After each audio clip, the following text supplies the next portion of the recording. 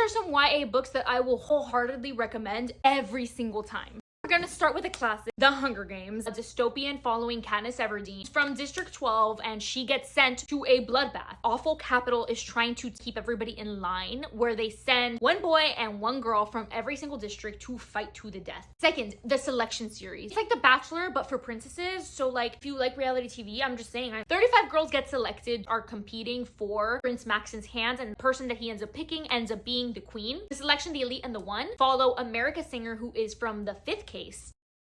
So for going into the competition, it's important to be able to help her family, but her lover in 6th case, she marries her lover. She's gonna drop down to 6th case with him. So what is she gonna do? The best series ever written, Throne of Glass. It is my favorite series in the entire world. The story has so much depth. Characters have so much complexity to them. There are so many couples.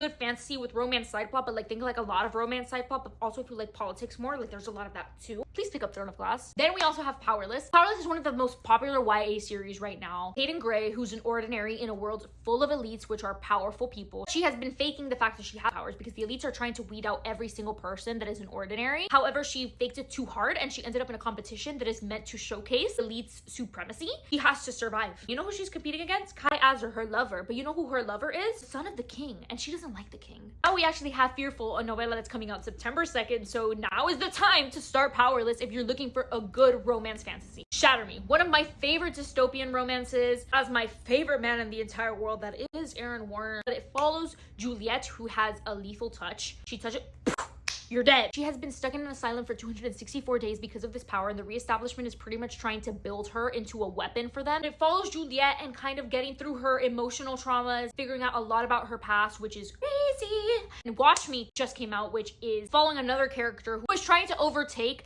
the final sector that is still under the reestablishment. New book, new series just came out. We have a spin-off, so it's time for you to read Shatter Me really, really fast so you're up to speed. Divine Rivals follows Iris Winnow, who is a writer. It is a historical romantasy. So the really cool thing about it is that Iris writes in her magic typewriter and it sends letters to somebody, but she doesn't know who she's sending letters to. But you know who does know who she's sending letters to? Her enemy. It's a duology, so it's like a really, really quick read if you're looking for something short and sweet and like such a good palate cleanser with a really, really good book boyfriend, just saying. Rose Bargain is duology. The second book is coming out later next year. It follows kind of like a Bridgerton-esque style. Girls are going in trying to get picked by a man to be their wife. The queen of this world offers them bargains, but the bargains are kind of twisted. A really interesting love triangle, because in this season, the queen's son is now up for grabs. Kind of lethal competition with very interesting games that are not good. Did not expect it to be as much of a bloodbath as there is. But the prince also has a brother who's kind of hot and mysterious. If you want to learn about these books more in depth, check out my YouTube video.